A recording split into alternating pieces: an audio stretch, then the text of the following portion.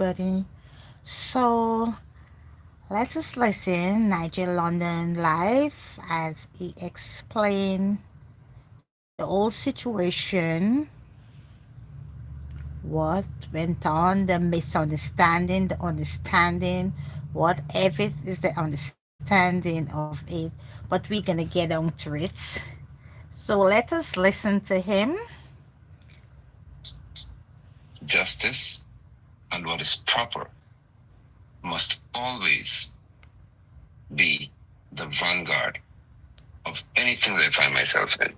Those of you who have interactions with me for a while, especially those of you who classify as saints, you know how I operate. Those of you who know me from the social world, my societal position, you are also familiar with how I function. And it has not changed. It shall not change. It shall remain the same.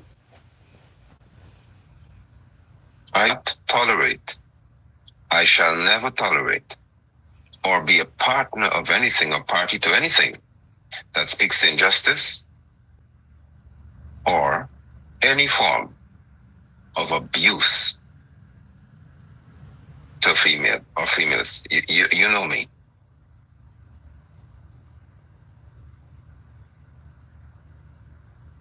It is well.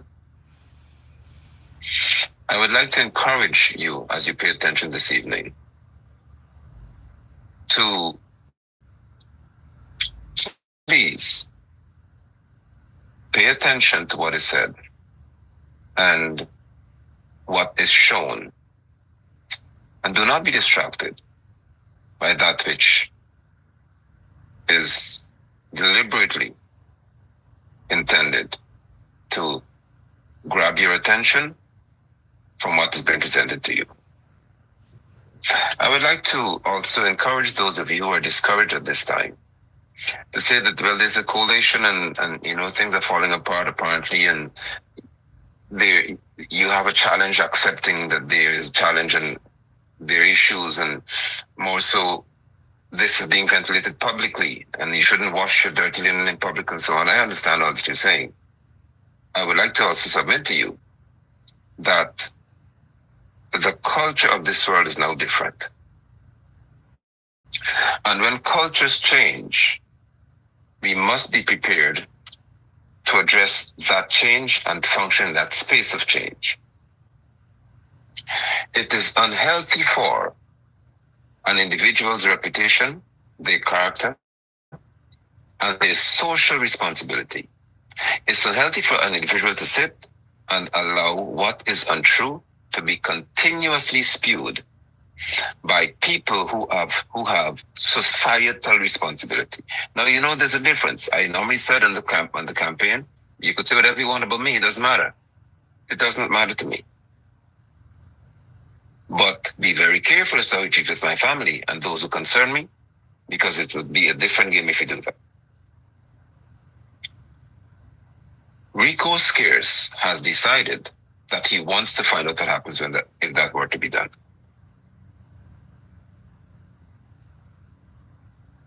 Apparently, when you are in an environment of aggression, of harassment, of intimidation or an effort to intimidate, then it is extremely critical for responsible people to take the floor, and to deal with this matter in a frontal way. You would have noticed that I've been very quiet. A lot is being said. I have not said anything apart from joining Amanda yesterday evening because it was unbelievable to know that someone would have left a group chat, called her repeatedly, and when she did not answer, or he thinks she's not going to answer,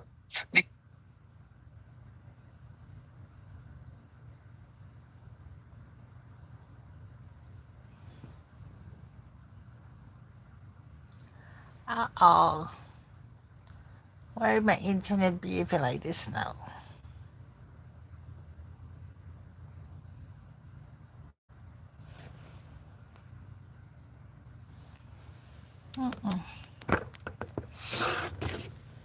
Tried to send her a private message,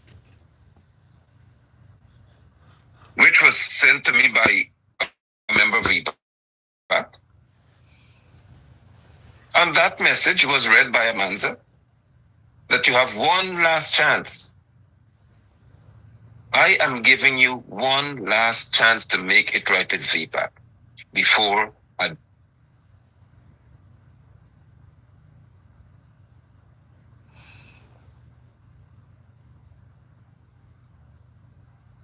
burn this bridge.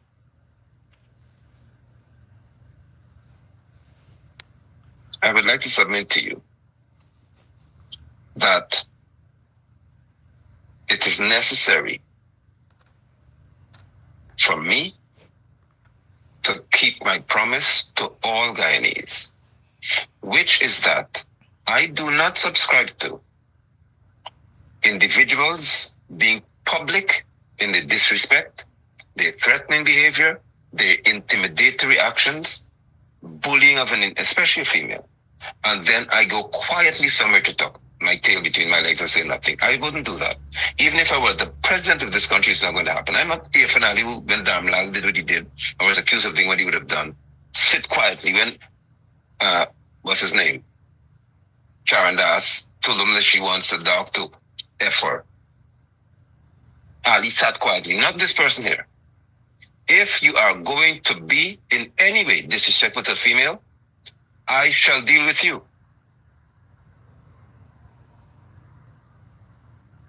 If someone is going to deliberately seek to misrepresent the truth and to deceive people, I will come forward and deal with it.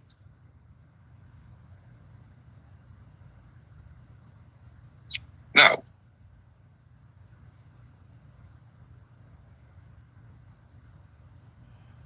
what I would love to do this evening is to encourage you again, who are being discouraged, to appreciate disagreements. Note, as the leader of the People's Movement, I would have said to you that the People's Movement was founded on disagreement. I made a deliberate choice that when it comes to the People's Movement, it shall be founded on disagreement. What does that mean? That we have to understand the right of people to disagree. It is okay.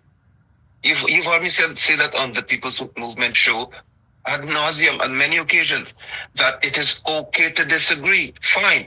Even publicly, because you're now in a social space called social media. It occupies and accounts for so many hours of our day. Some people live on it. Some people, that's how they earn money from it. That's how they earn a living. So we cannot be afraid to engage in these matters. It's okay. The world wouldn't end because some people have a fight in public. No.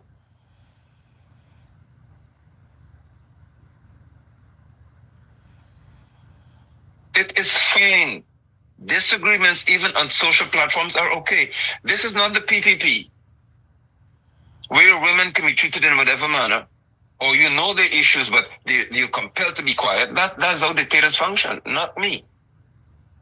What I do tell people is that for as long as you choose to go public with anything, be prepared to defend it. Be prepared to present the facts about it. Do not go publicly with anything, and then you don't have the means to stand up for what you said. It is okay. Why do you think that when people disagree, they have an argument, the world is going to stop? Additionally, there are times when you discover things about an individual or group of people, and after that discovery, you have to make a decision. That is also okay.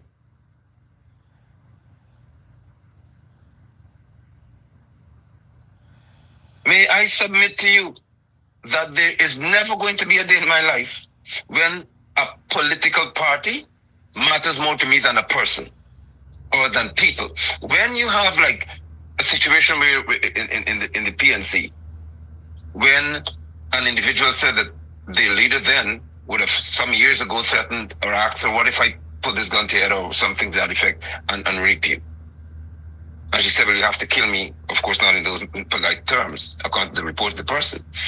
Persons were saying, how could she do this? Listen to this. She's going to destroy the party. And you remember I did 2 or 3 broadcasts to say, now, how are you telling me that a female has accused a man of threatening her, suggesting that he could use a gun to rape her, to force her to give him sexual intercourse? And you're going to say that this person wants to destroy the party? You all remember that? Because I was livid. I couldn't believe that people could actually say that the party matters more than a person. Now, when you have that mentality, it speaks here being bound to an ideology that is party-oriented, which is, I am PVP for life. I am for Gang Movement for life. I am PNC for life. I am this. Not I am a person who values people. Now, this is not the spirit in which I function. So there's no party that's more important to me than an individual. Everything can fail. Everything will fail. But love must always endure. And love does not celebrate what is wrong. Love isn't nice and pious and all chummy. Love has a principle which it functions.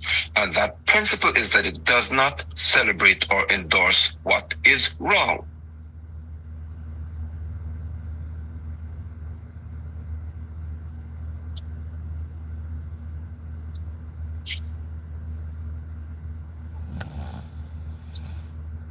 I would like to present you with irrefutable evidence.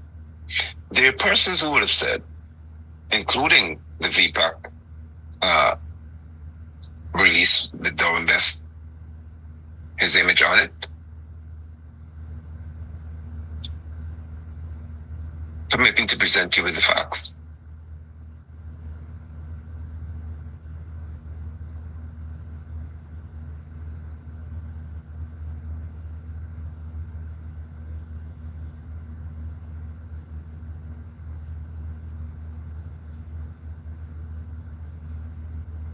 Because I believe in presenting facts.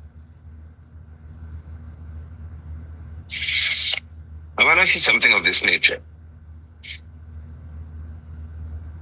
Bess is in the foreground. Amanza Walton Desir is to his right. And he says, Amanda Walton Desir exposed for her bullying, dishonesty, opportunism, and betrayals. Now, when V-PAC is going to say that, I'm going to have a problem with this.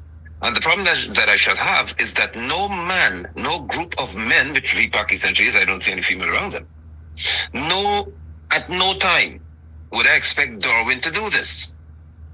Under no circumstance would I expect Darwin to have his image here, doing this to somebody he calls his sister. This is not about party, this is about a person. So now a man is being considered to be a bully, knowing that there's already out there, as she said at the rally, attempts to assassinate her character and to defame her. And she, of course, she laughs at people said she beat up men. And this is what she was going to do. This is not about washing dirty laundry. This is the whole laundromat out here right now. Because I don't want any secret conversation if a man is going to do this publicly. Dishonesty? This is an attorney, a maritime attorney. Space travel. Maybe the only one you have in Guyana. An aviation attorney. How could somebody say that Amanza is dishonest and she's an attorney?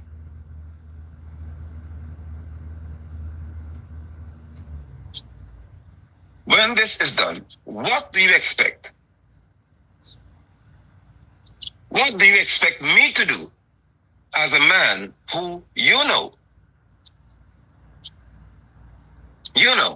that I am highly intolerant of these behaviors? I have said at a political forum, at one of our public meetings, and I'll say it to you all again, if I am in V-PAC, in Forward Ghana movement, even if we were in administration at this time, and I find any minister, I told you that, and I mean it, any one of the ministers or anybody to be involved in underhanded deals and kickback business, I said, promised you that I will expose the person publicly. This is no don't wash your laundry in public. You will go to jail.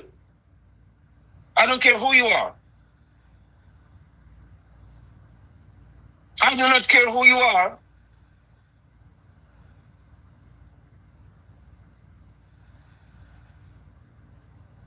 So further, there's a statement that came from Bess's pen that Amanza abandoned an agreement to rotate the seats.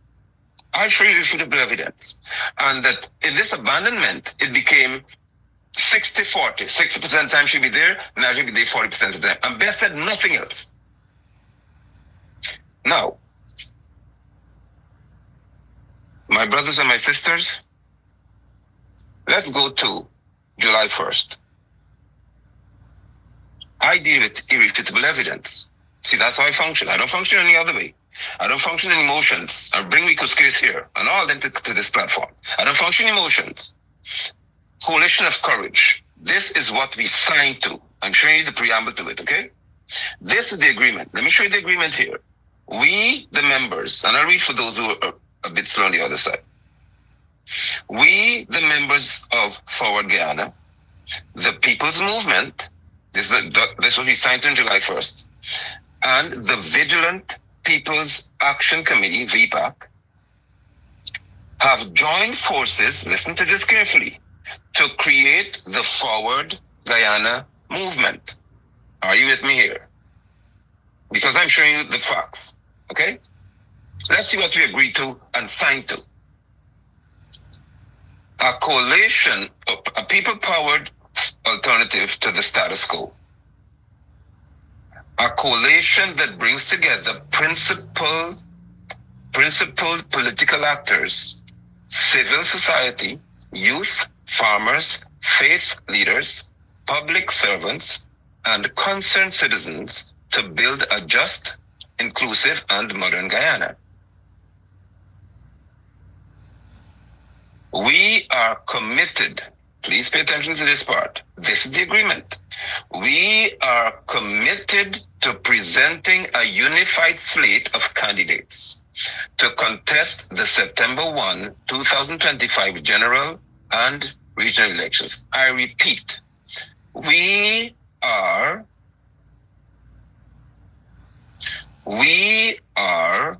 committed to presenting a unified slate, one slate, not a joinder agreement, one unified slate of candidates to contest the September 1, 2025 general and regional elections. We further commit to a clear reform agenda and a bold vision for transformation, not just to win office, but to earn the trust of the people and reshape politics in Guyana forever. Brothers and sisters, those of you who are committed to being honest and truthful, do you see anything in what you've just read, or do you hear anything that speaks to rotation of any seat in a signed agreement? Please tell me the truth and don't waste my time. And I'm being as nice as possible, even though the trolls were here. Do you see plainly, unambiguously, pellucidly, do you see that it speaks plainly to contesting the elections with one combined slate? Is that what it stated?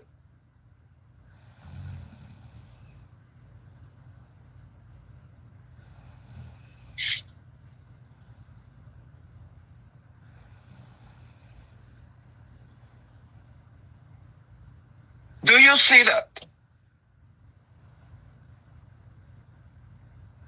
So are you to believe? Are you to believe that somebody couldn't read?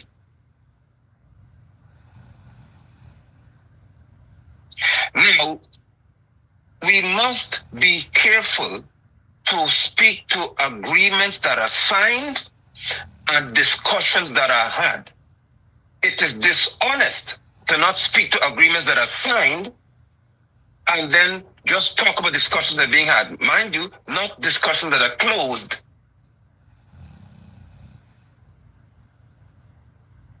You all know me.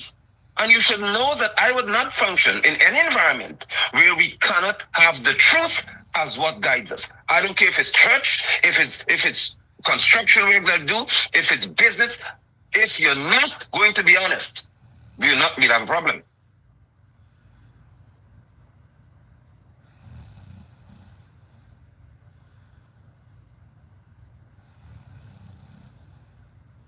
Let me show it to you again. This is what was signed to. This is an agreement. This is an agreement to which parties have signed.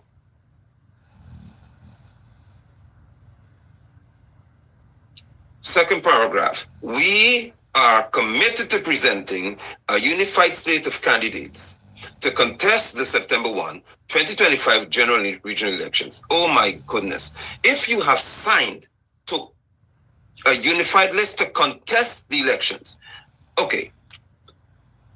Because I realize some of you are being deliberately slow, which is acceptable, which is expected. If you have decided that you present a unified list, it means a unified slate. It means that there's no more Forward Guyana, the People's Movement, and V-PAC as separate entities. That is not a unified slate. If you are separate entities, it's called a joinder arrangement, where every party contests on their own. You get to the number of votes that are cast, if any, and then the party with the most votes will get the first seat.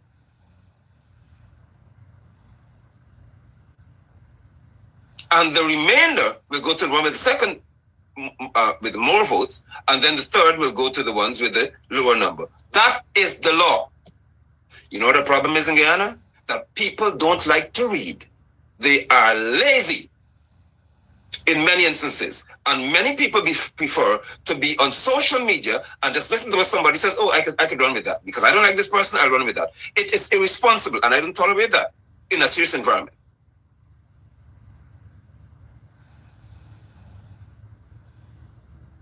There was no signed agreement to rotate anything because Parliament doesn't know how to rotate.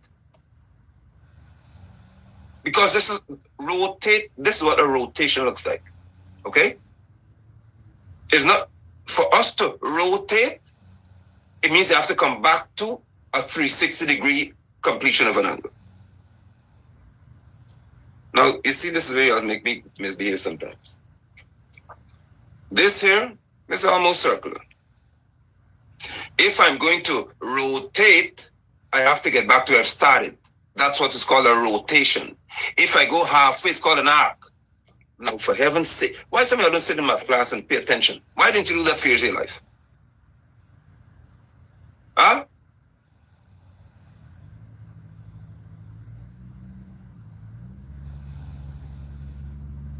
So what may have been spoken about is a shared or a sharing of time spent in the House Assembly.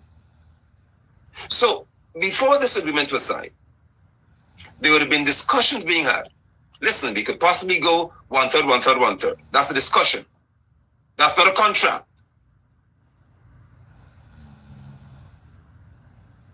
Further,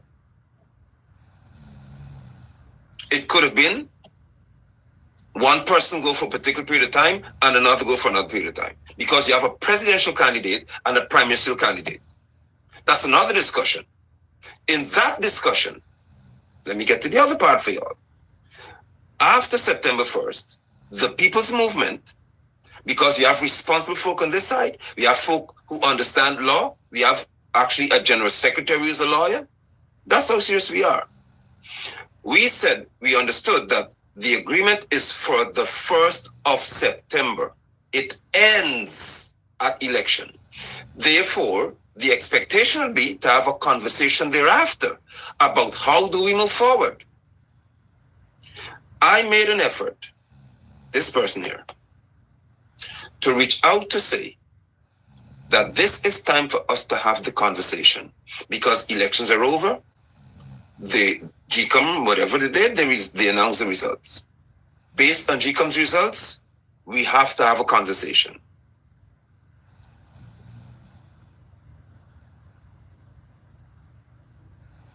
Okay? Does that not sound like a responsible thing to do? I would like to think so. And I'm asking Mr. Bess to come to present the facts because he normally claims that he does. On Thursday, I think last week, I said that I am going to present myself in Georgetown. I live in Linden. I will come for us to have a conversation about the way forward because you're talking on the phone. Let us have a conversation because it makes sense. The coalition, the agreement to enter the election as a combined slate has ended. Now we must discuss how do we move forward.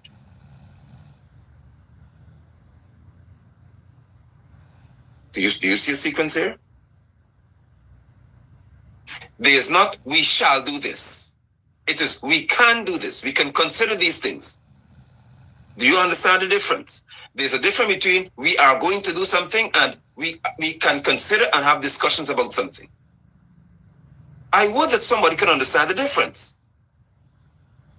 There's one scenario where somebody could say, this is what we shall do.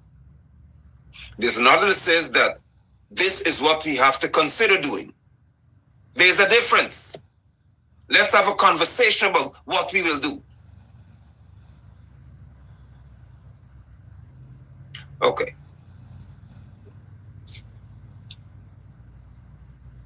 When I traveled to the city for the said meeting, Mr. Bess did not present himself. I even said to all that it is good for us to have ventilation because you've been through a very rigorous 2-month process. Candidates, signatures, making it to nomination day, then one of the most rigorous times of my life in campaigning all across 7 regions. It's hard, it's tough. So we've been through a whole lot. We didn't have time to have many conversations that we should have. Now that the dust has settled a little bit, let us have a conversation. And we will analyze, as 3 leaders, we will analyze how these elections have been run. And whatever issues we have, we'll speak to them. Does that not sound to you as though there was an opportunity for persons to have a face-to-face interaction in private to say how things were going and whatever they were upset about? Yes. One individual did not present himself. That's the first chance. The second opportunity, I was in Bess, and they were witnesses to this. And I received a phone call being informed that there's some documentation about an issue that V-PAC has. So we have the second occasion here. On a Sunday afternoon, I said, I said that I will come to Georgetown on Monday at 1 p.m. Mr. Bess knows how I function. Do you know how I function? You know how I function. I shall present, and anyone who wants to debate what I've said, permit me, just do that. To show followers, enemies, and friends the truth. I said that I will present myself in Georgetown because there's a problem. I thought last week, Thursday, we should have had a discussion about certain problems. Okay, it didn't happen. So I now said, fine, I'll come to Georgetown on Monday, 1 o'clock, let's have a conversation. Mr. Bess said, yes, excellent. He was asked, which would make sense, if you request a meeting through this letter that was sent, then it's obvious. Just name the place and we'll be there. Mr. Bess promised he'll get back to us regarding where we're going to meet. That's Sunday. I reminded through text Please remember that I have to travel from Bess and go into Lynn and then come back to Georgetown just for this meeting. And nowadays I have to leave Lynn at 2 o'clock in the morning, 3 o'clock in the morning sometimes for a 9 o'clock meeting. If it's 1 in the afternoon, I have to leave at 9 in the morning or 8 in the morning for a 1 o'clock meeting. Sometimes I'm stuck in traffic on the East Bank for 4 hours, as was the case when I missed the press conference about GCOM story. So I'm the only one who traveled from Lynn here. It was not easy, but I said I will do it. I asked to be considered. There was no response as to where we were going to meet. I asked again. There was no response. An email was sent to please have consideration for me, for Nigel, because he has to travel. No response. On Monday morning, no response. When it was time for the meeting to be held, another letter came. Oh, since you didn't have a chance to meet, not I'm apologizing, not I'm sorry for this. Since you didn't get a chance to meet, here's another agenda. And here is a suggested constitution. Now you see, if you all know me well enough, I don't tolerate disrespect like that. Because nobody will do it to me. So there's a second meeting that the chairman didn't show up for. It was therefore suggested that let us have, since there's all these concerns about what's some transparency and no, let us have what we were supposed to have all along, which is a close-out meeting which is in the media. Let us have this meeting where we are able to show financial records and all the rest of it. Let me present to you evidence. That's how I function. I don't function by anything else. This was sent to V-PAC. This was sent to Forward Guyana. This was also sent to the People's Movement. Members of leadership and campaign team are hereby notified that a campaign closeout meeting will be held as follows. Date, Monday, 23rd September. Okay? Time. Do you see that?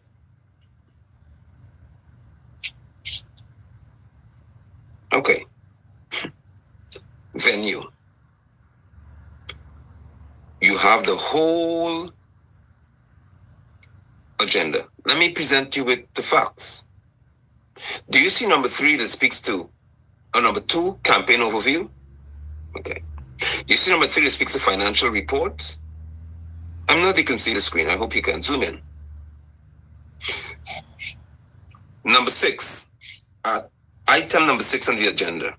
Next steps for the movement. Do you notice here clearly that you have an opportunity to say what you intend to do going forward?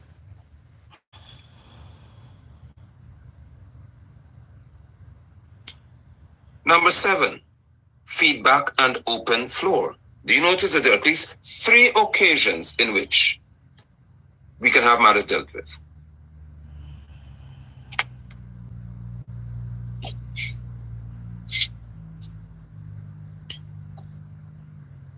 Five or 3 minutes before that meeting, another correspondence was sent that V-PAC could not come to any meeting. Now, if someone is writing publicly to say that a Manza did not facilitate, because this is all about a Manza, did not facilitate hearing grievances and all the rest of it, how could you not show up to the meeting to have matters addressed? Now, it bothers me. So since we're going to play this social media game, let's play the game.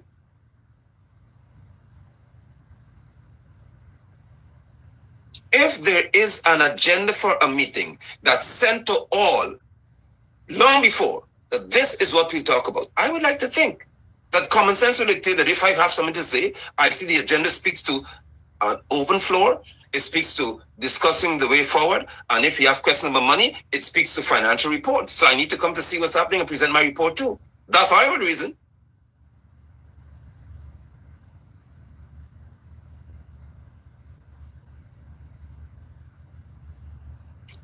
That's the 3rd time the individual did not show up. So am I supposed to believe, and are you supposed to believe, that there's an intention to have anything ventilated privately? You all tell me, please. Because I'm on the slow side of the fence here. If anybody from V-PAC intended to have not dirty laundry wash in public, but for us to have a private conversation, would there not be a presence on at least 3 attempts that were made by me on Forward Ghana?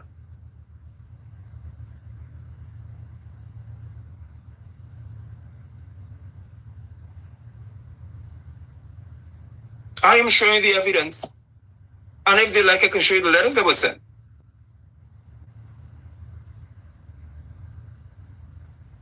Now, so that takes care of, as far as I'm concerned,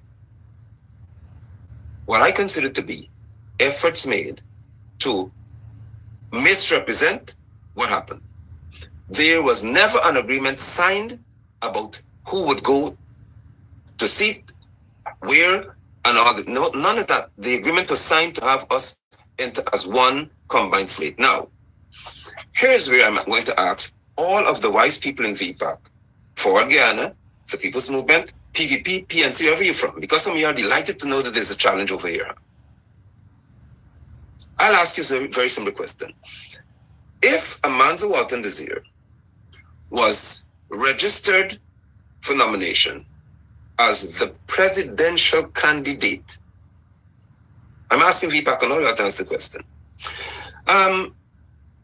If Forward Ghana Movement had won the election, because Claudette and others said, hey, we're going to work with London and the Mans and those, and we won the election, I want you to answer me a common sense question that I thought I didn't have to ask. Would Amanza have to rotate the seat of the president? Since we're 3 parties and everything has to be take a turn, come off the swinger or the seesaw, it's my turn to be on the seesaw. Hop off the bike, it's my turn to ride the bike. Just answer me the common sense question. If we had won the election, would Amanza have to rotate the presidency? So it's 1/3 Amanza president, 1/3 Nigel president, 1/3. Well, Darwin is not a candidate because he's not. He's dual citizen, so he cannot be a candidate. So would it be 1/3, 1/3, 1/3? Y'all please help me to understand, because you have to break it down to me in small pieces. Since we're on the slow side tonight, if we were declared the winners of the 2025 general and regional elections, would there be a rotation of the presidential seat? If you say no, then you have to help me to understand how there's an agreement for us to rotate, but we're not rotating presidency.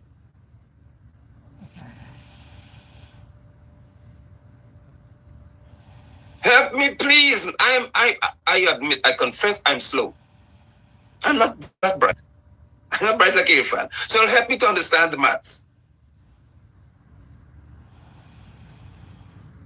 So if you are not going to rotate the presidency, it means that somebody is aware that somebody who is presidential candidate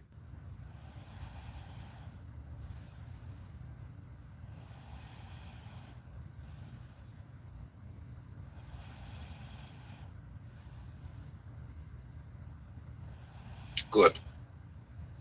But still, the discussion was, let us meet face to face. Let us discuss how we shall function in Parliament. How much fairer can somebody be to say, let us all come and talk. Let us talk. Amanza as well agreed. He agreed, but he didn't show up. Let us come and have the conversation about how we function, because it's 1 seat we have in the House of Assembly. We didn't have 10, 15, 20, 35, 40, 46, 36. So let's come and talk, because if Amanza were president, I would have been prime minister. Would there be a rotation of that too? No.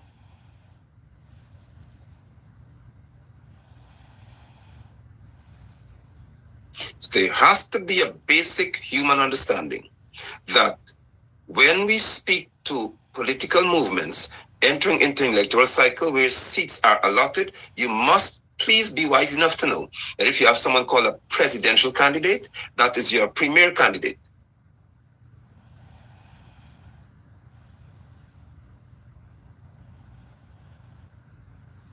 Isn't that the most commonsensical thing?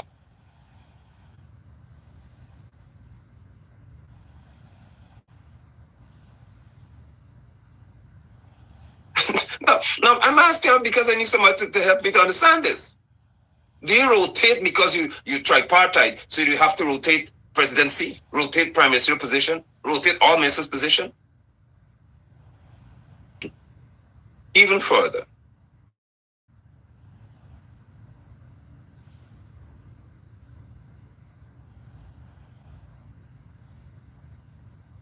this other matter with this boy. So we get to Rico Scarce now.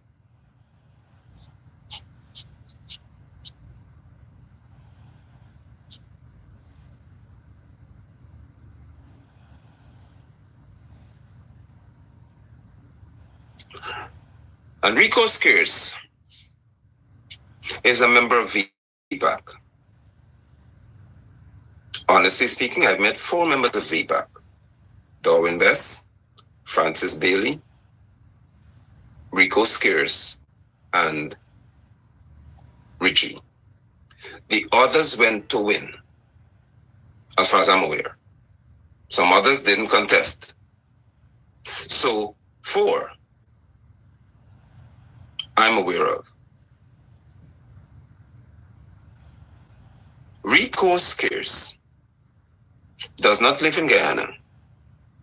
Rico Scarce did not campaign for 20 seconds once we launched the campaign, in reference to the event we had in London, so the family day.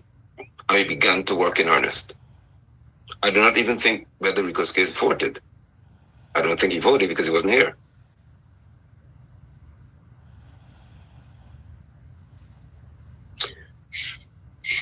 Now,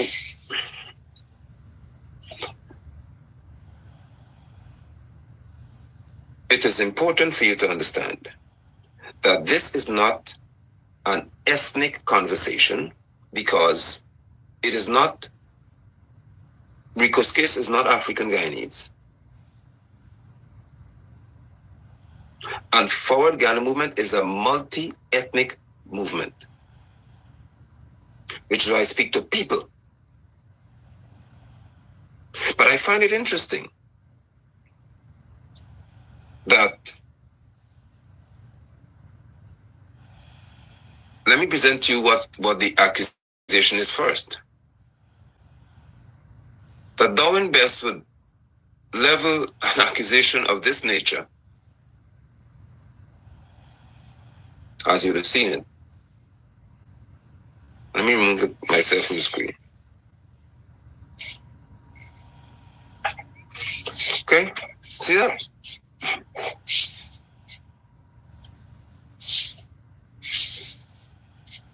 And in that,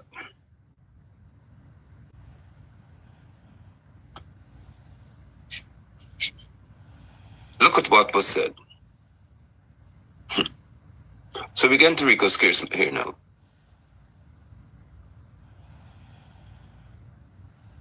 I'm just reading an excerpt.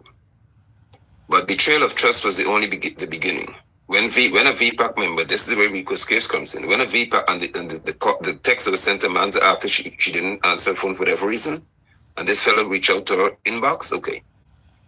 When a V-PAC member pressed the coalition, listen to this, the coalition leadership to denounce a blatantly racist public statement, Walton Desir and London refused. London deflected.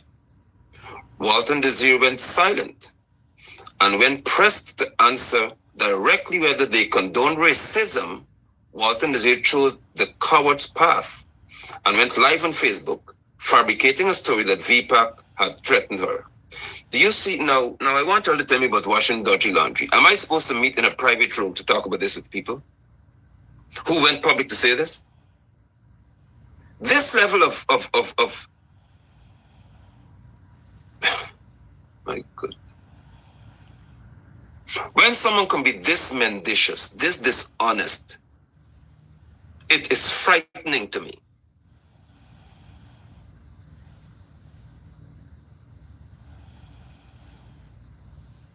And I only have one option left. So I present to you what was said today and released, and the media grabbed it, press, and say, oh, there's a problem in Forward Ghana movement. There's no problem here. What there is a revelation that brings liberty to me.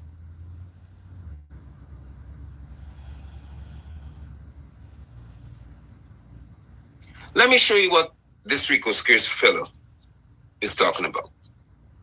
and you're the judge. So note, and I'm coming back this in a minute. So Darwin Bess wrote, betrayal of trust was the beginning.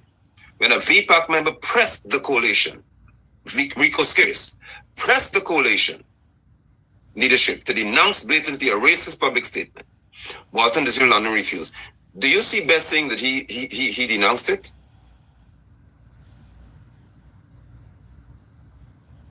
No.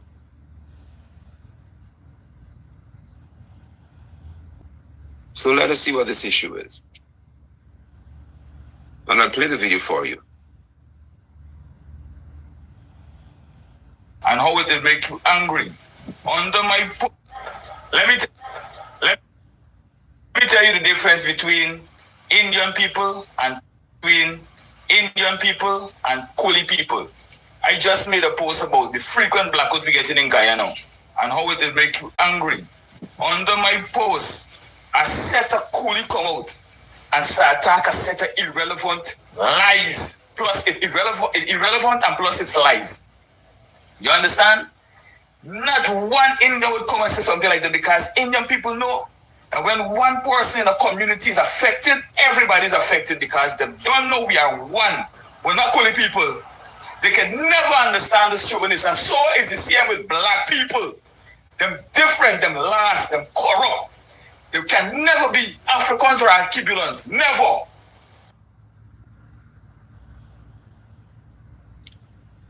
I deal with facts and truth. Now help me to understand, please. How could this person, that's what you said, Rico Scarce, and that's what you said, came after a private chat, suggesting that I condone racism. Now, first I want to help you to understand, if somebody speak about black people and Coolie people, according to what you've heard, how is this person racist? Because you have to help me to understand. If I speak about two people in the equal manner, which side am I on? If this individual spoke to two people,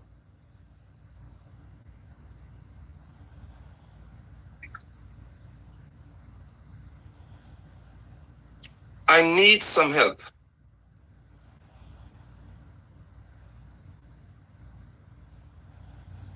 Because to be racist, one has to think of themselves based on the ethnicity as being superior to another person of a different ethnicity.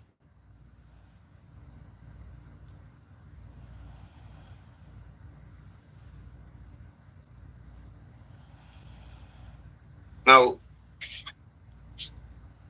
this is what my issue is. And then the person, Rico Scarce, the same V-PAC individual, had an issue with this young man who spoke about Charlie Kirk. And I asked Rico Scarce, and you'll see what I said to him in a minute, to do the most simple thing, which is to speak to the young man in question here.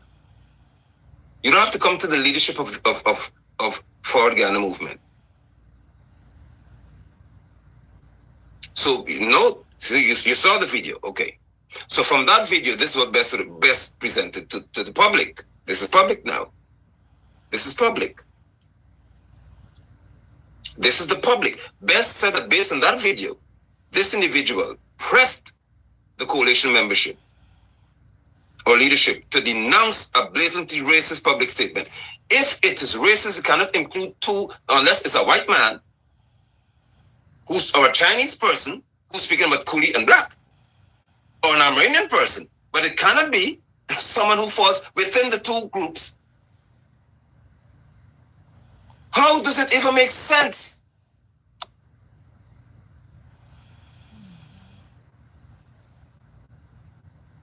Y'all need to help me to understand this level of insanity here.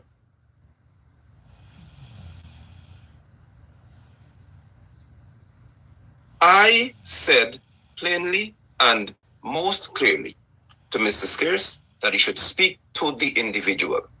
Because unless there's some deliberate effort to cause the public to think that Forward Ghana movement is in chaos and there's a problem and a man who wants to hog all the seats and a man who's doing this, unless that's the plan, I can understand. But if that were not the plan, then why is there this behavior?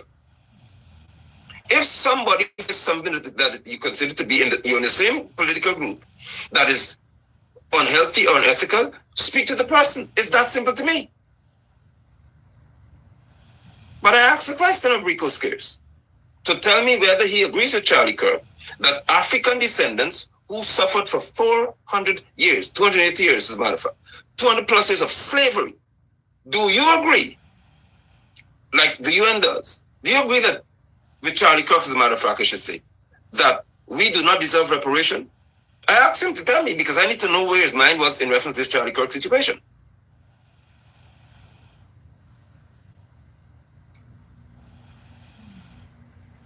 He couldn't say whether he agreed that with Charlie Kirk, who said that African descendants, those of us who were born out of those who were captured and tortured and murdered, raped, and the UN and other nations said, listen, African descendants deserve 2 decades, not one. 2 decades were given to us based on how we suffered. Rico Scarce couldn't say whether he disagreed with Charlie Kirk or whether he agreed with Charlie Kirk about whether we deserve reparation. I am yet to see Rico Scarce's comment about Anil Nandlal, who said that Coffee was an upstanding house slave, and it's nothing wrong being called a house slave. I can't see his comment yet. Maybe somewhere lost in the mire.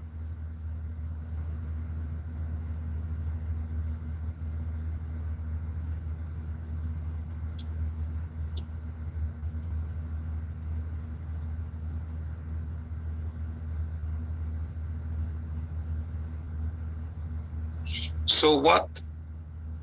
This part I need to pay careful attention to, because Bess said what he did. Okay, I said that this threat against Amanza was a blatant lie. Permit me. So ChatGPT will help us. This is what was sent to me by a member of V-PAC. Hi Amanza, I'm giving you one last chance to reconcile with V-PAC. This is Rico Scarce saying, before I burn the bridge. I asked ChatGPT, because I say where my sources, unlike others who write speeches and say that they came from their heads. So I asked, I show you where it came from. Short answer, because Doreen Bess said that it's a blatant lie. Amanza has lied. She was never threatened. It's a blatant lie. Well, let's see what AI said. I asked AI, is it a threat? See that? Is this a threatening statement? Look at AI. ChatGPT. Yes, it is. It's threatening in tone, though not an explicit threat of physical violence. It is a threat. No, we're not done yet.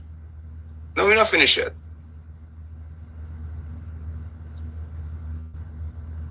Let's see why it says so. Why? AI is explaining. Why is it called? Why is it considered a threat? The phrase, I'm giving you one last chance, which is what Rico Scarce said, is an ultimatum. It pressures the other person to act or face consequences.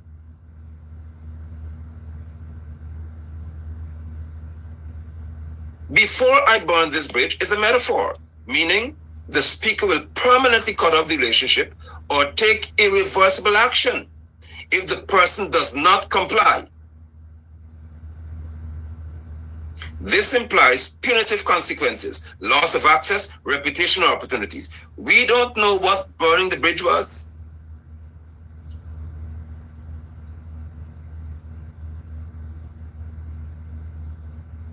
Further, let's see what, because V-PAC said it's not a threat. Taken together, it's intimidation, coercion. It's meant to force reconciliation by threatening a harmful outcome, social, professional, reputational harm. It does not explicitly threaten bodily harm, property damage, or illegal acts. So in many jurisdictions, it wouldn't automatically meet the legal test for a violent threat, but it could still qualify as harassment, bullying, or intimidation, depending on context and local law. Now, Ghanaian brothers and sisters, for heaven's sake, if Amanza said she would not be bullied, she would not be intimidated, she would not be threatened, she was threatened. Is this not exactly what was done here? So how can somebody say it's not a threat? When the language is analyzed, and I ask even people, I'll ask you all tonight, since we wouldn't rely on that, let me ask you a simple question. If I tell you, I'm giving you one last chance to come and speak to me. If I say that to you, is it a threat?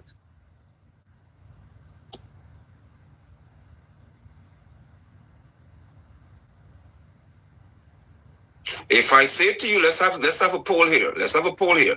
If I say to you that I'm giving you one last chance, I am giving you one last chance to come and meet with me. Is that a threat? And then I answer it before I burn this bridge. What does that mean?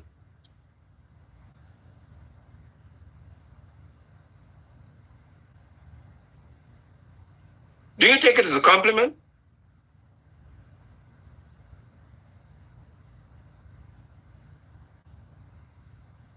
Those of you who've suffered abuse, you women are talking about, by the hands of men, you know that language very well. I give you one last chance to come in this car. What does that mean? If you know that your man will normally beat you and kick you down the stairs, and he said, I give you one last chance to come in this car, what does that mean?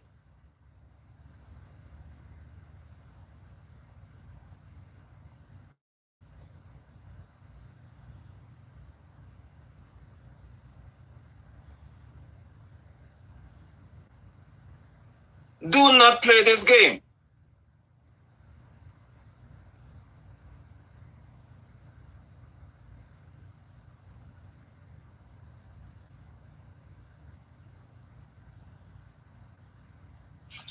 Unlike some of you, and I can see your comments, whose existence depends on politics, mine does not. In reference to governmental politics. So I don't have to have a position somewhere to function in society. And there is no political party that is so important to me that this would be swept away and hidden somewhere. No. You will know that Forward Ghana Movement will function based on a manza, based on my position, and hopefully others that I know. It will be an environment where women are safe. We shouldn't have 67% of our state being female, and they have to read this kind of stuff. What are you telling them?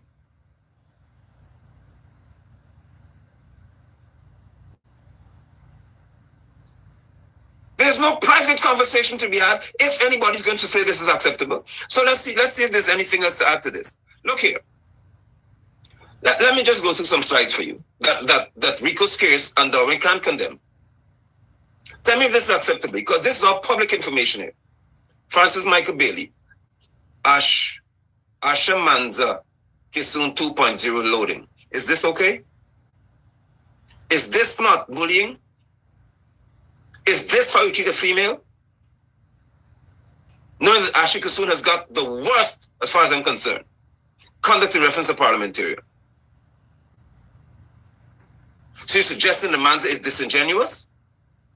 Doreen didn't condemn this. Rico Scarce hasn't come out to speak to this.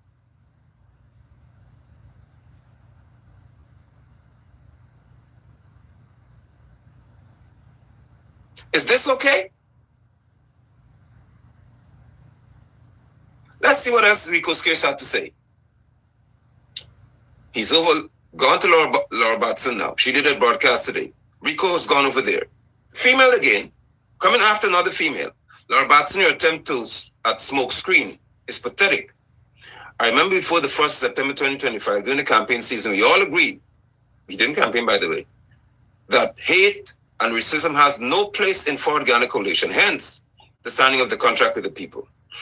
Nigel London, Eli Kim, and Amanza Walton didn't even get one whole seat, and their principles were already compromised. After female here, let me just show you his social media activity, this V-PAC member here. Oh, it gets better. Let me show you this one here. Rico Scarce again. In the midst of all of this seriousness, Andres Atkinson watching man's testicular fortitude. And he's laughing. Okay?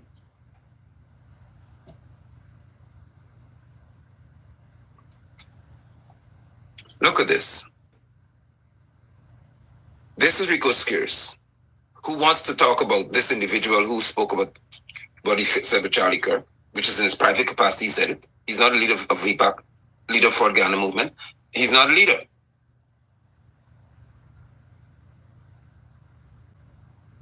Now, so this is what Rico Scarce says.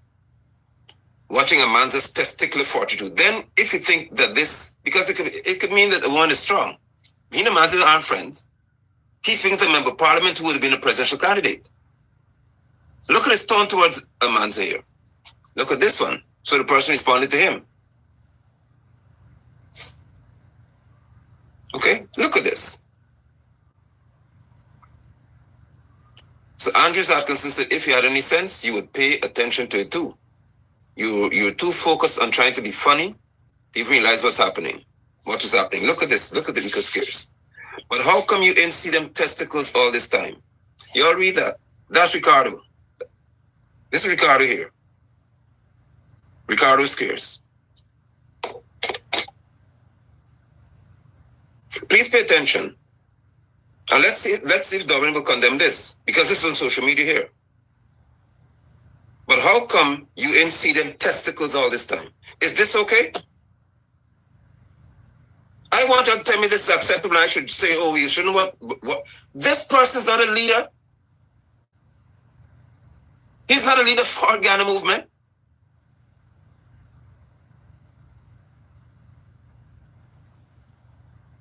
So if a man from V-PAC could do this to the leader of our Ghana movement, what would they not do to the other females?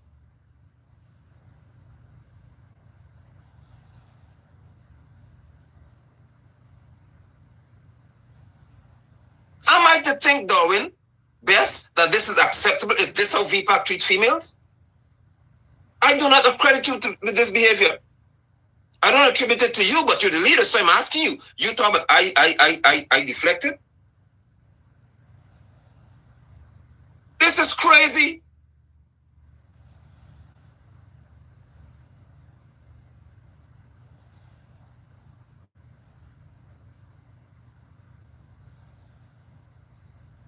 Come on, man.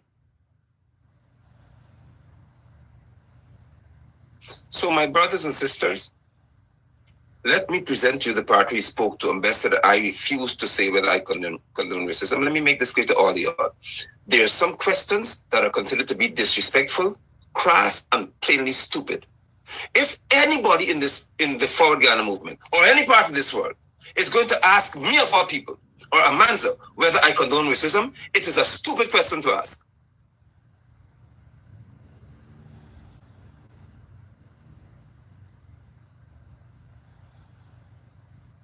I don't tolerate disrespect. And there'll be no occasion when anybody thinks that they could come into any space that I occupy to ask me a question that is deemed to be very stupid, disrespectful, and just crass.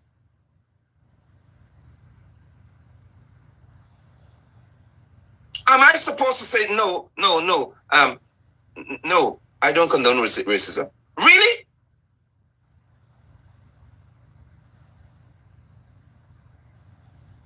When it was said in the most simple term, go to the individual and have a conversation, because I don't know what is racism about somebody who's speaking to two ethnic groups at the same time.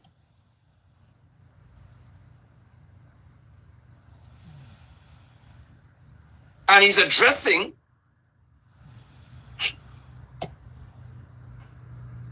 his view about terms used to describe two groups of people. One is more endearing than the other.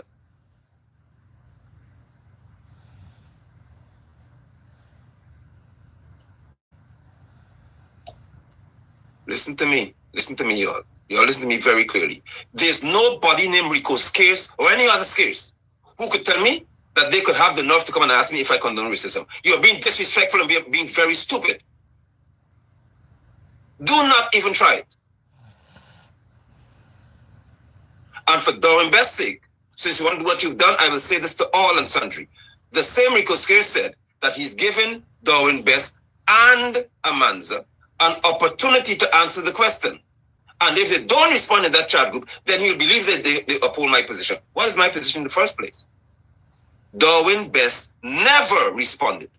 So for this to come to the internet, on social media, to suggest that I did not respond, I deflected, and Manza didn't respond, it is disingenuous because Darwin never responded.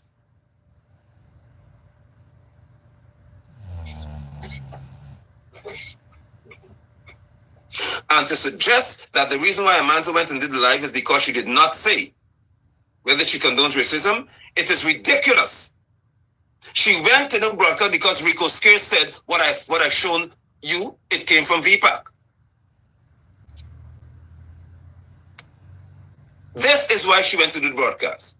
Hi, Amanza, I'm giving you one last chance to reconcile with V-PAC. That's why she did the broadcast. It wasn't because she didn't answer this question.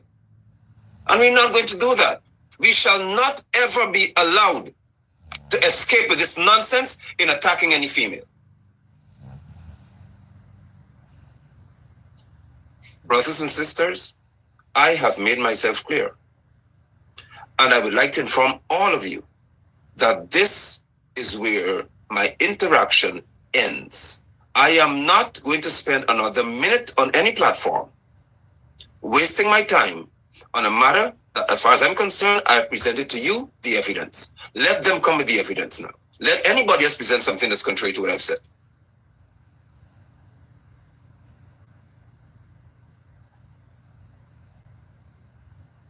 Amanza is your daughter? Which man in their right mind could tell Amanza or any female who concerns me, you have one last chance to make it right with V-PAC?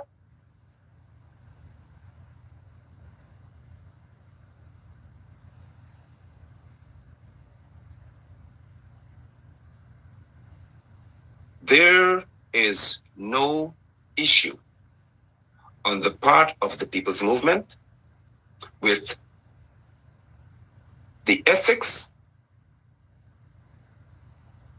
the mannerism, and the sheer class that surrounds Forward Ghana movement.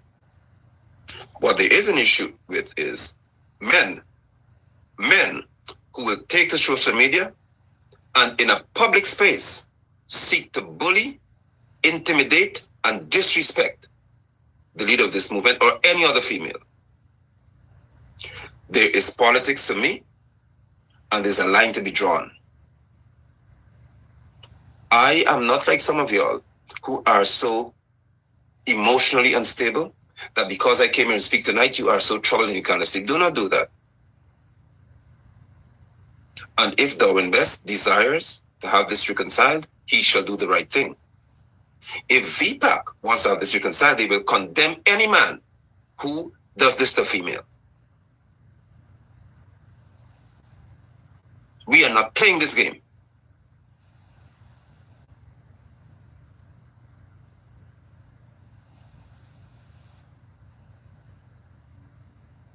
A message must be sent to all men that you're not going to disrespect females and get away with it. So if some may believe that you should not have voted for V-PAC or for Forward Ghana movement because, we have this problem, don't do it. Don't vote in the other cycle then. Because if your view is that we should keep this internal, when people go out there and do what they've done when they were given at least three opportunities to have a conversation face to face, don't vote for us. Go for the PPP, please. It's better on that side when it comes to women are abused. Maybe that's a better environment. But over here, there is no vote that matters more to me than the voice of a man who speaks for women's freedom, protection, and their safety. No vote is more important than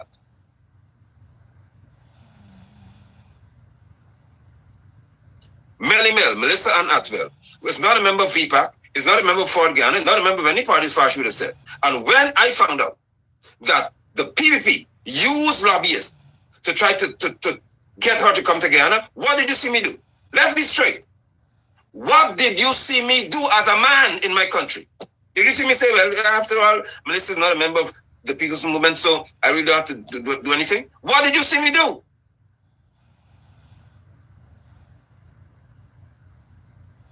Let's have a conversation, because like some of y'all don't know who we're dealing with, who I am. I have become a different person. No man is going to intimidate any woman or threaten her in my presence in any space, private or online, public or otherwise, and I would sit back and say nothing.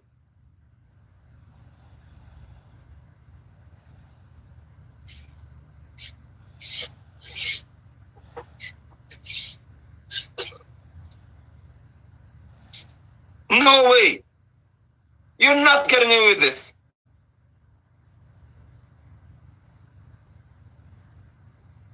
Because my silence when women are being intimidated or being harassed speaks to my being complicit. And I stood up to the whole PPP and said, y'all are wrong to Melissa and Atwell. And it's not going down like that.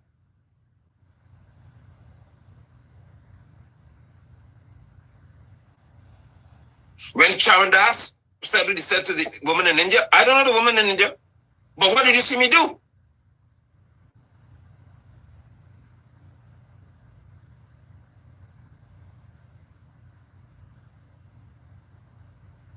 Also, let me get this clear. So when it comes to females who are not in Ford Ghana movement or somewhere outside, I can stand for them publicly. But when it comes to this political party, because people have to vote for you, you have to be so nice and don't let anybody know what's happening. Not here. Not here. If any man, I'm warning you all now, if any male wants to intimidate a female in my space, be it political party, be it ministry in terms of church, be it socially, I am going to have a problem with you. So if you men, and I find it strange that women are objecting to my speaking to this. So you okay with people being abused on social platforms?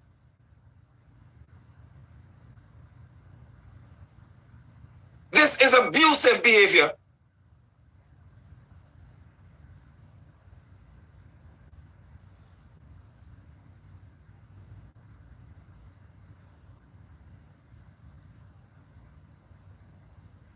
And if anyone wants to go further than this, we shall.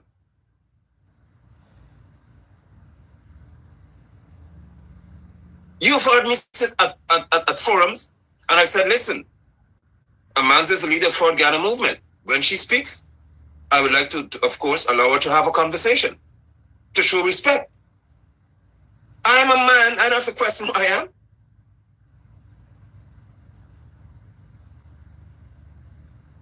But we have to learn how to function properly. So I was leading by example to show other men this is how you treat a female leader. You don't try to talk over her. You don't try to out-talk her.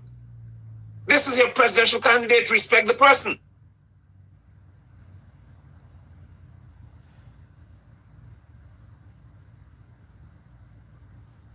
If you have a problem with my coming to the public to address any man who wants to harass, intimidate, bully, or threaten a female, you're the problem, not me.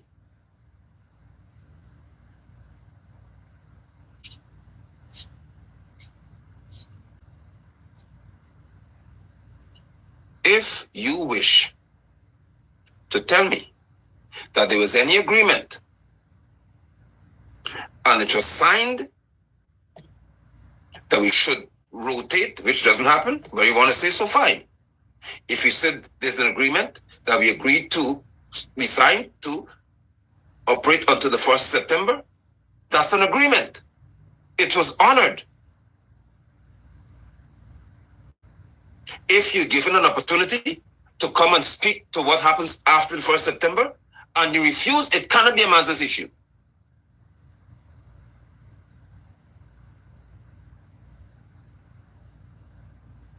Now, I'm issuing a very, very careful and serious warning, because defaming people is not a game. And I don't play schoolboy or school politics. I don't play at all when it comes to political affairs in my country.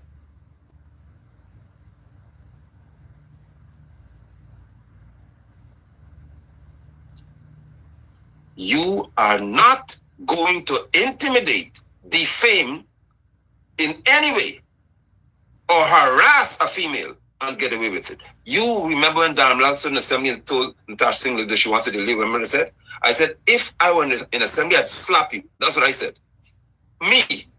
And I meant it. I don't mind if I were kicked out of parliament forever. I'll beat. Listen, I want them to try certain things when it comes to females. I said it. And it's on record, so I'm not going to lie to you. I'm telling you what I said. Because you tell somebody, mother or the wife, that she wants a dildo and it's okay, I told you what I would have done to him. I am extremely serious when it comes to protection of women. I don't tolerate that. So there's nobody could tell me that this foolishness here is okay.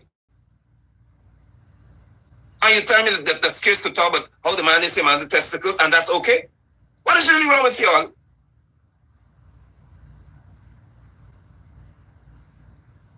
No, man. No.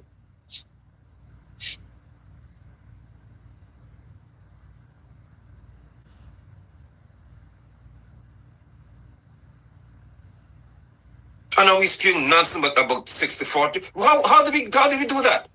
There was no agreement.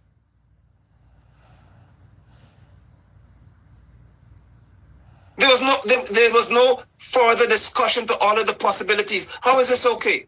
This is unacceptable behavior. And I don't want to be in any political party that always has to look good. Let me warn you about this. Any political party you know about that has to look good is led by a dictator or one who may be a murderer. Take my words, believe me, and you could check. Any political party who has to always look good, watch it. Watch it carefully.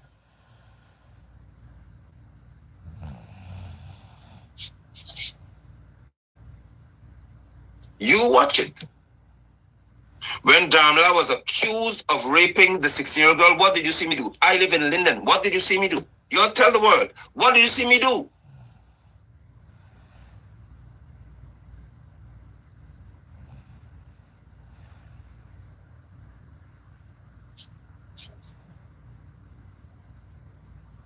This is not about some political seat. We've gone beyond that. No man is going to get up here and lie about a woman.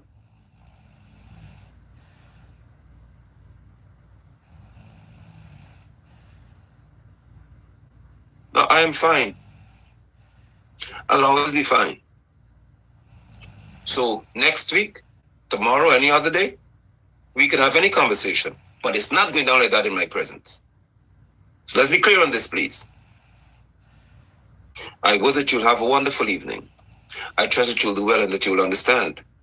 All right? That you'll understand that you're not allowed to intimidate, harass, bully, and lie about any woman.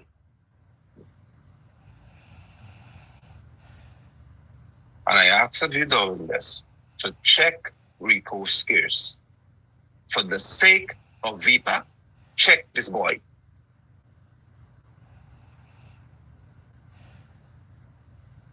Because what he's made you look like and what Francis is doing here is not making you look decent. And then what you chose to do doesn't make you look better either.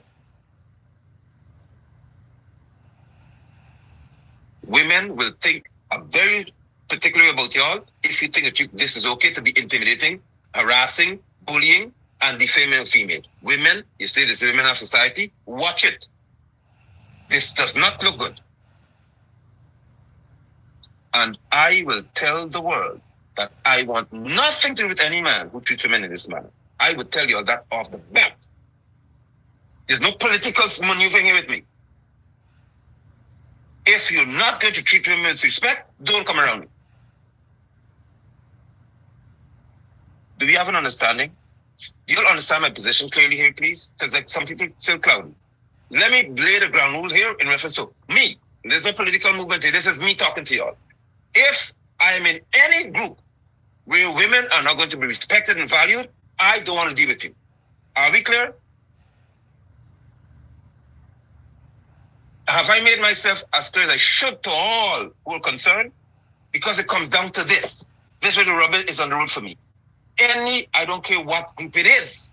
if you are going to ill-treat women, don't come around me because I will not be around you.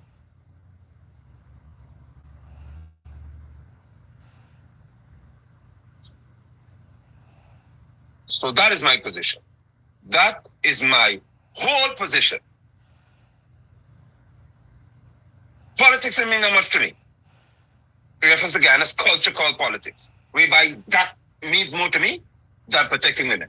So if you know that you cannot have people who respect women, don't come around me. The media could write all they want, the press could say all they want. I am telling you my position. No man who disrespects a woman must come around me, unless he's penitent and he changes his behavior. If he does not change his behavior, do not come around me.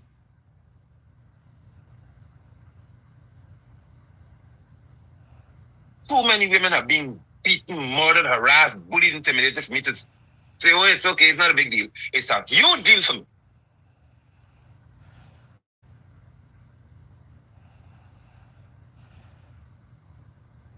So my case is on the table. We have huge matters at hand. We have the Chinese who treating our Guyanese as though they're second and third class citizens. That's a problem that we have to deal with. We have matters to deal with in reference to how do we, as three different parties in the opposition, function as one.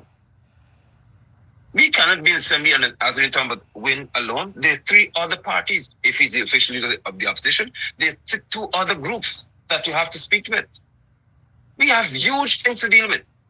We have to figure out how many Commonwealth nationals are really in our country floating around with ID cards. Product hasn't answered the question. We need to know how would the appellate court respond to a young lady named Crystal who is seeking to have answers in the High Court. And Anna thought it best to have her pay $2 million as a teacher to ask the question to have Constitution clarified. There are huge issues to deal with. We need to know how is it possible, or how would it be in this new political dynamic where Azadin has never spent a day in Parliament. Terence Campbell never spent a second in Parliament, and two of them are there leading the two larger groups of the opposition. These are all things to consider deeply. Not nonsense about a man hogging the seat. You're a grown man.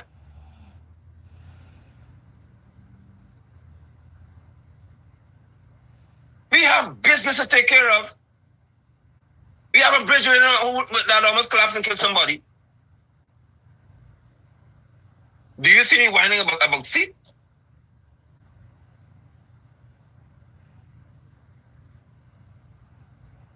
Let us know how to function as men.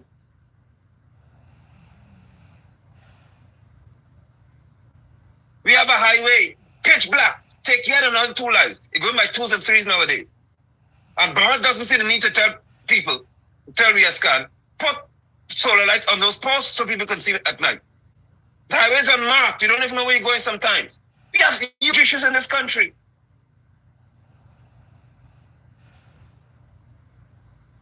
Come on, man.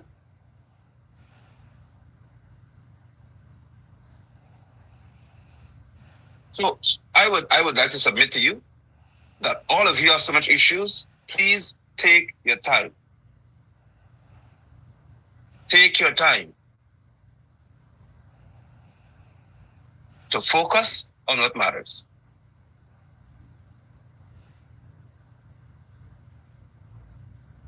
I thank you for yours.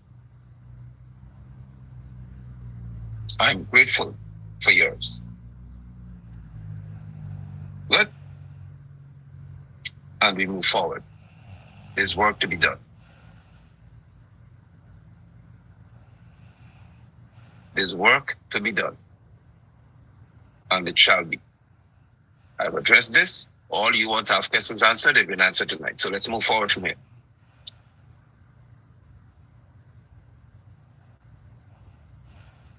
Y'all do well. Take care of yourselves. And do well.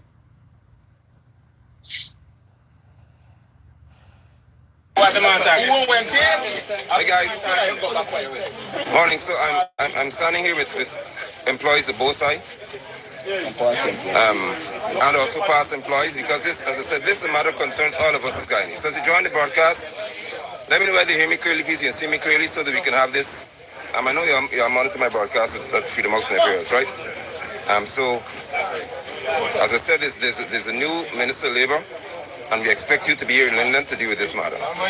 Because this comes down to how Guyanese are being treated, and we refuse to accept, as residents of this community, any substandard life given to us as a people.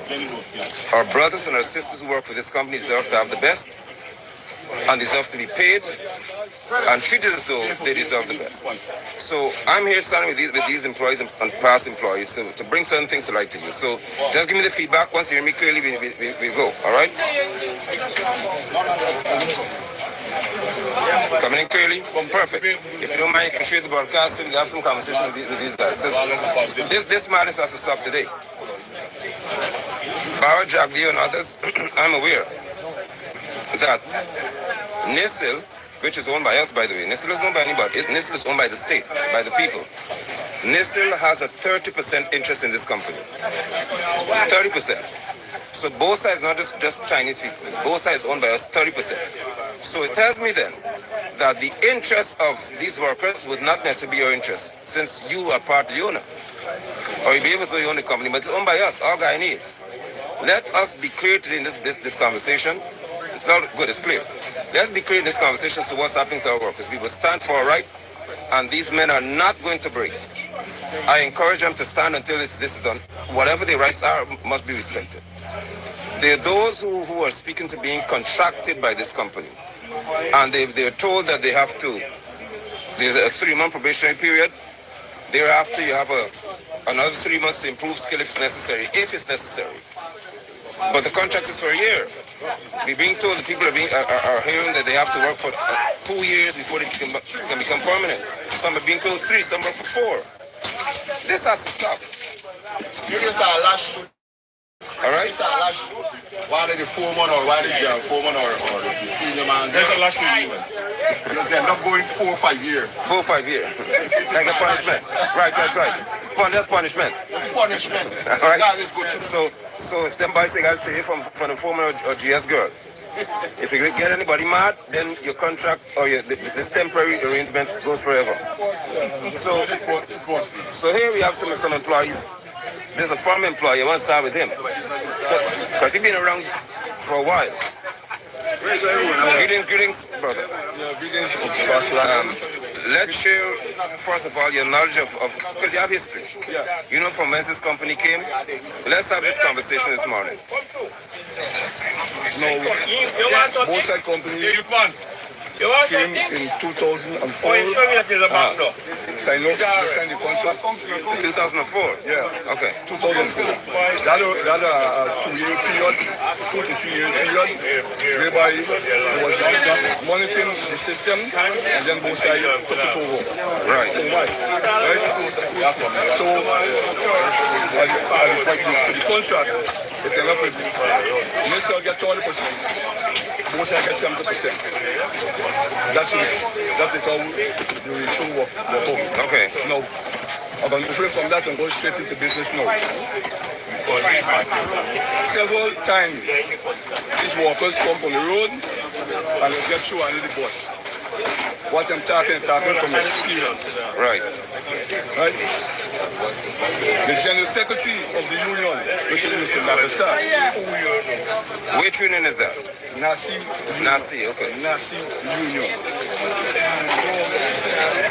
For since 2004, the highest increase this company ever give, and I feel this increase by the time is about 10 to almost 12%. But they do it in 8% and thing, but right, total it works out to about 12%. That is since then 6%, 6.5, 7%. Right? Nothing more than that. Everything just work out in their favor. Right. Now, the workers came out here to get the salary. And then you say the company have the ability to pay more than 7%. The reason why, this one is the reason, is to rob 120 employees, $8 million for over 10 years. they make a mistake in the calculation and never corrected it. This matter has been carried to court and the arbitration, and it was being won. And then they appealed the case, they came back to court, and they overturned the decision.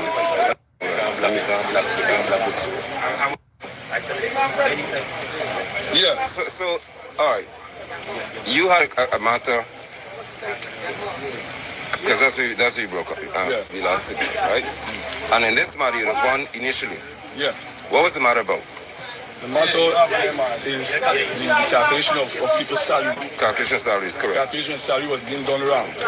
I have the evidence. I could point out in black and white and focus it on the camera so everybody could see. Right? Now, if a worker salary is a 8-hour salary and the salary is $87,000 at the time, that one, another individual was 92, another one was 83, another one was 82. Along with the other small persons walking around the department at the time.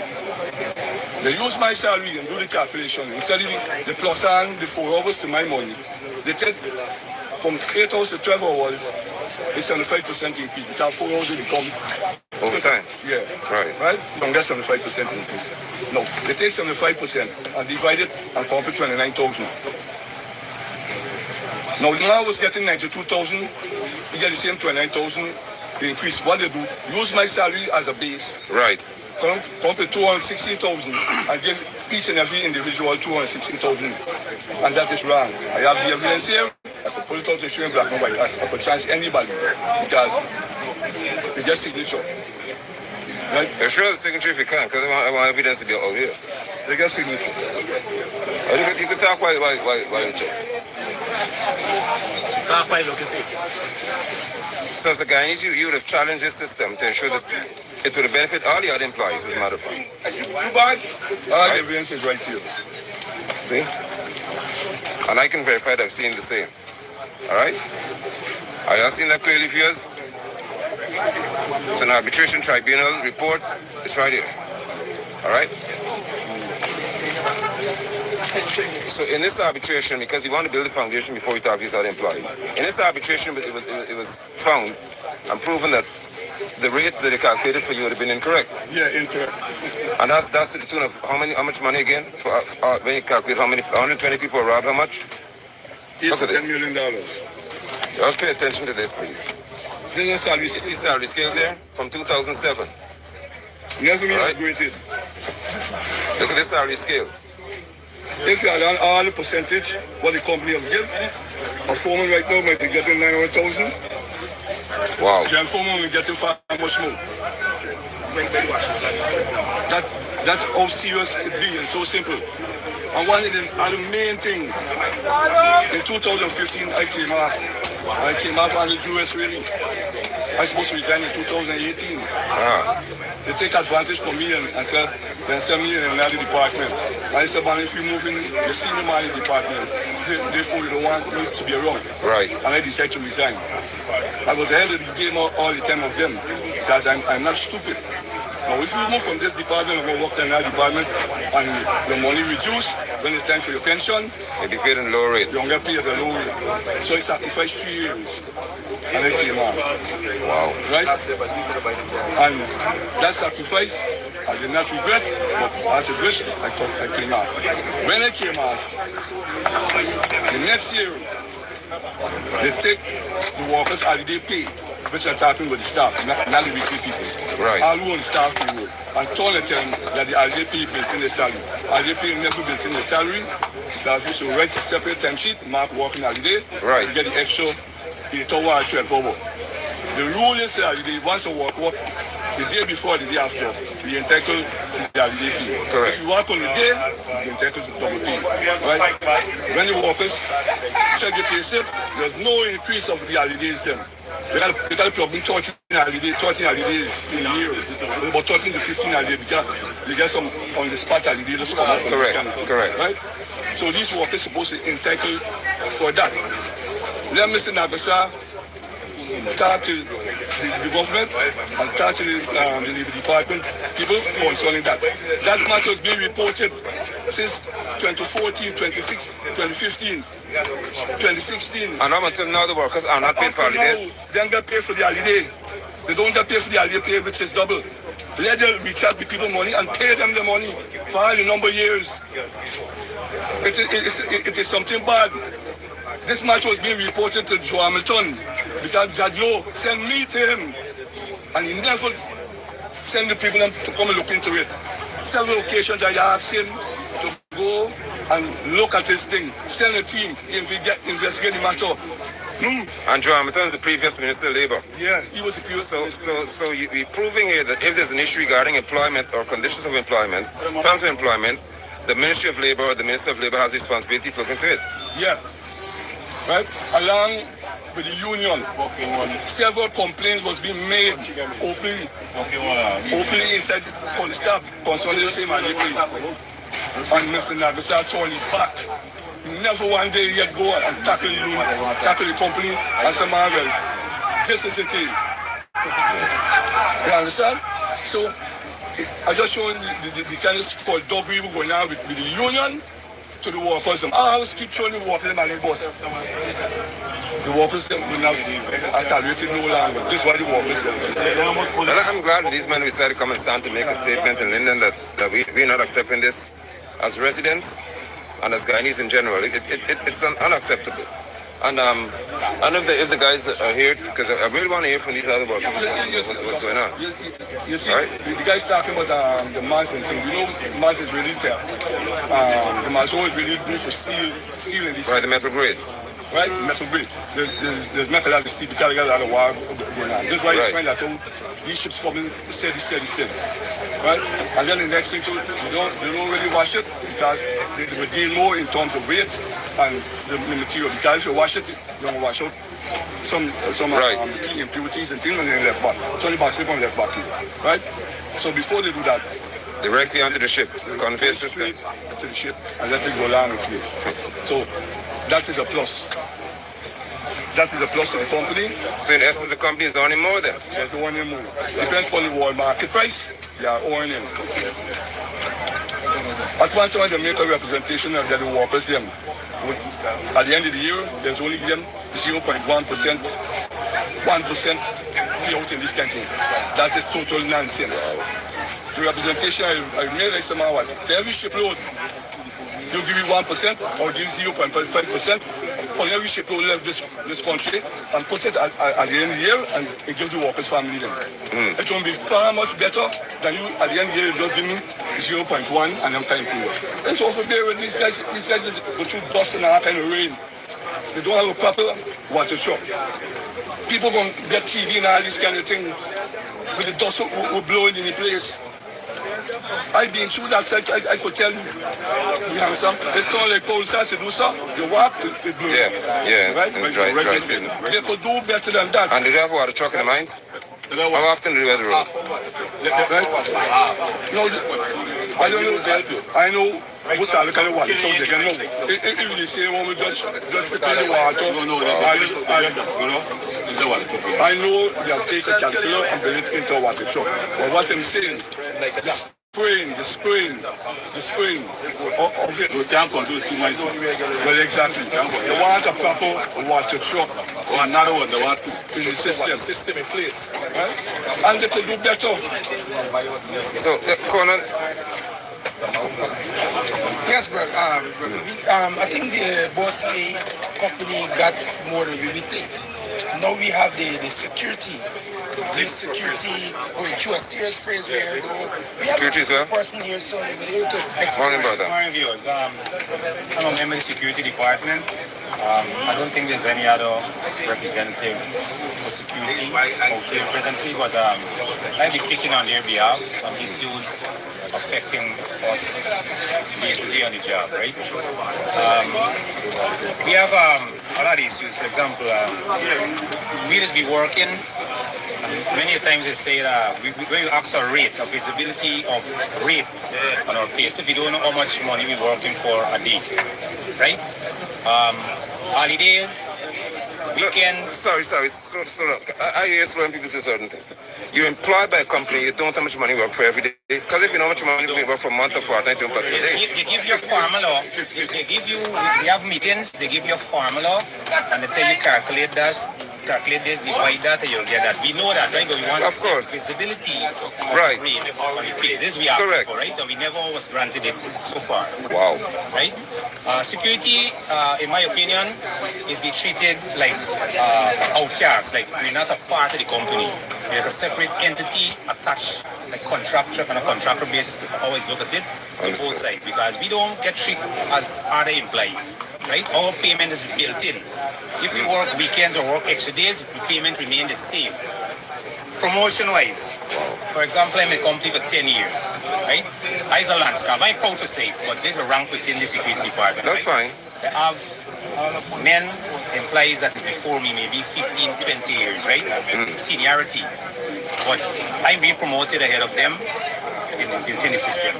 And my salary is far lower than them. And my job description is higher than them, right? So, for example, that's what's going on right now. And anybody could testify if anybody's around me right now could say that is not the truth I'm speaking. They could intervene at any time, right?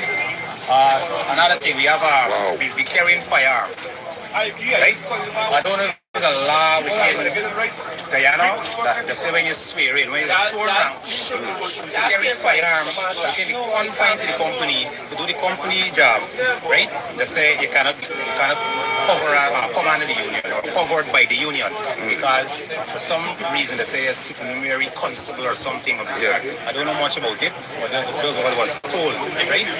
So the representation within the department is poor. I don't want to ridicule nobody. The head of department, representation poor within security department, right? Many times we have meeting concerning issues, and most time the parcel officer, the sugarcoat it, right? She sugarcoat it, she always for the company, right? Everything you have a complaint or you got issues, or you engage the parcel officer and senior management of both sides. They always sugarcoat it and try to say that what you saying is incorrect. Right? They override you, overpower you. And there's even go on to say that if you're not satisfied what is going on within the company, you should leave her. There's a solution. And that's satisfaction being given by personnel. Yeah. Personnel and management. HR in general. Okay. Right? And in both sides, management don't go against management. When you're a manager, even if you know your employees have an issue, you just cover it up for yourself look good because you want to be exposed. You want to play, you want things look good. You cut. This company is run on a cut cost. Right? If I is a head of department, if I could stifle my employees and not have my employees have certain things to make themselves comfortable, and I could look good at the end of the year, right? This is what is happening in the company. So the head of department cannot challenge senior management. Because remember, if I put you in a position, I put you there to do what I tell you to do. Right. And if you do otherwise, we got to get you put somebody. I tell you like it is, right? We have representation right now. Okay, I represent this. I'm speaking on behalf of security. And I'm not appreciate that, victimization or nothing. I will put myself on the line, even if it means me being dismissed from the company for betterment within the department. I'm willing to go along that. I respect that. Right? So we have other issues, for example, working conditions. I'm in this company for 10 years, right? Residence, we have a residence location. Sorry, You just be working on our bottom of house with dogs, vehicle park, old boots, clothes. There's a security there on a chair, sit down for 12 hours, something more, right? In harsh weather conditions. We ask for what to be built to facilitate the ranks them, to make the ranks them comfortable, and up to now, nothing has been done. I myself foundation go down and I don't see nothing happen after, right? I mean, on media, people might say, I expose you. I'm not exposing, I talking the truth. The truth is the truth. Like it is. And if anybody saying talking, let them confront me. Well, I'm waiting for them. I ain't see anybody come in the same country here yet. This is Diana for a long time. A lot of people are afraid to come forward and speak out. But I always wanted to engage media, any media outlet, hear my story. Well, I'm here to represent it, not because where I live in Fazers, I see security sitting under the houses. I don't see any security booth. Well, one of the corner has us. One house. Not the others. Right. If you look at all the various small entities within Linden, GRA, NIS, and the various organizations, they have a hut, security hut to facilitate the security. In the house, no, We don't have that in the residence locations, right?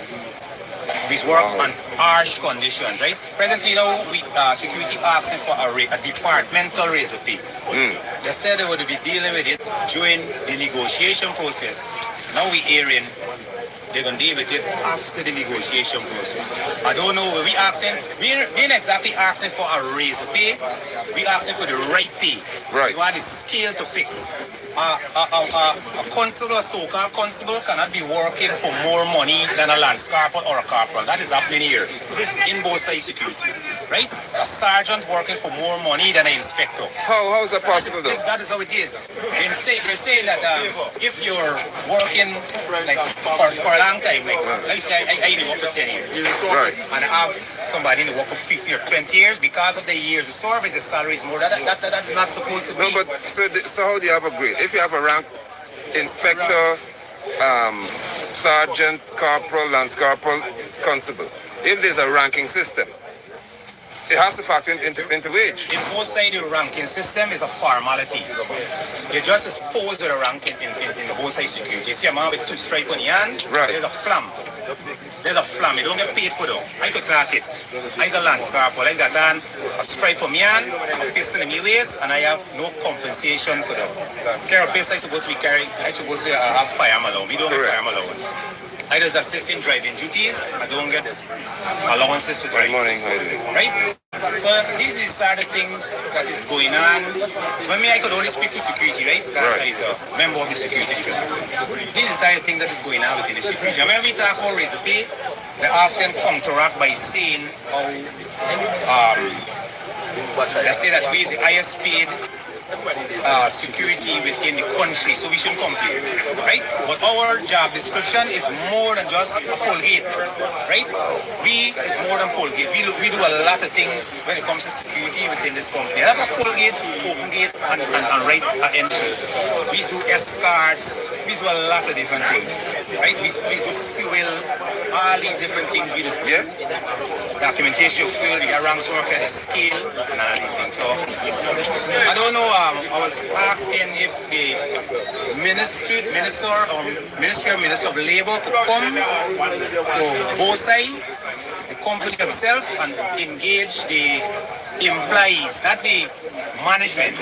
We're asking them to engage the Exactly. Not the union either. When they come to, many times ministers come to both sides, they just engage with the managers. They don't come and look at the employees on the ground, for example, here, the concern. I don't know that's run from it, or both sides just hide the employees from the ministers, but this was happening. The last minister that stand up for security was former Minister Brooms. She come to engage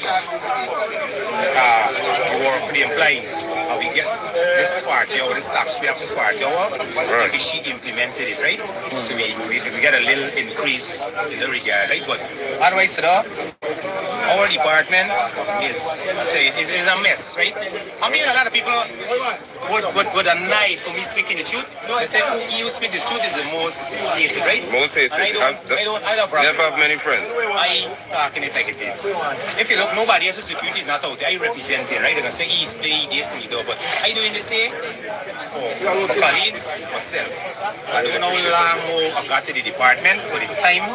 I'm gonna try to stand up and see if we get change. But I contemplating, honestly right now I contemplating leaving the company right now, the department. Because the salary, we get paid lower than the cleaners, right? We get paid lower than the cleaners. We're the lowest paid in the company. And they say the highest paid security in the company, in the country. Let's counteract it by saying we're the highest paid security in the country, so we shouldn't complain, right? That's what I said. Wow. We pay higher than the rest of us. applications or forms, so you shouldn't come. So we're glad for the relevant authorities to look into this issue. Yeah, I expected a little bit of stuff here already because the second did your rug. I did an interview with NCM. The second interview. I try to engage. Yeah, I appreciate that, man. All right. What is security guys?